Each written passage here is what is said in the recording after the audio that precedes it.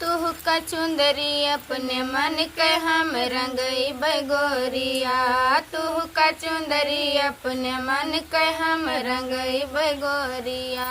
हम रंगई बगोरिया, हम रंगई बगोरिया, तू का चुंदरी अपने मन के हम रंगई बगोरिया। और श्री गणेश रहे मस्तक पर गौरा गोद खिलावे, श्री गणेश रहे मस्तक पर गौरा गोद खिलावे, बीच में ब्रह्मा विष्णु नारद हरि गुण गावे, भोला बाबा चारु कोनवा हम छपई बगोरिया, भोला बाबा चारु कोनवा हम छपई बगोरिया,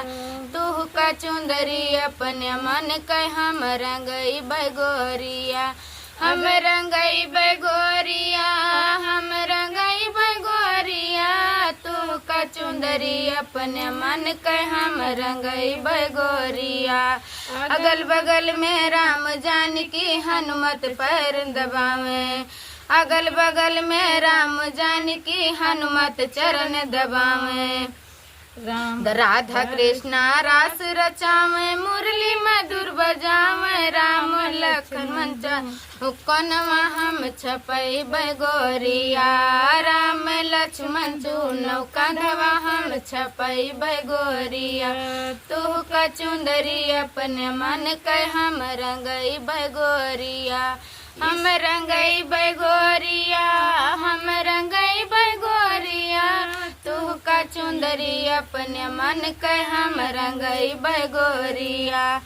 इस चुनर के आर पार में आदि शक्ति महारानी, इस चुनर के यार तार में आदि शक्ति महारानी, जगदम्बा चरण कमल से लिख नाम निशानी, राधारानी दूनौ सिनवा हम छपई बगोरिया, राधा रानी दूनौ सिनवा हम छपई बगोरिया, हम छपई बगोरिया, हम छपई बगोरिया, तू का चुंदरी अपने मन के हम रंगई बगोरिया, तू का चुंदरी अपने मन के हम रंगई बगोरिया।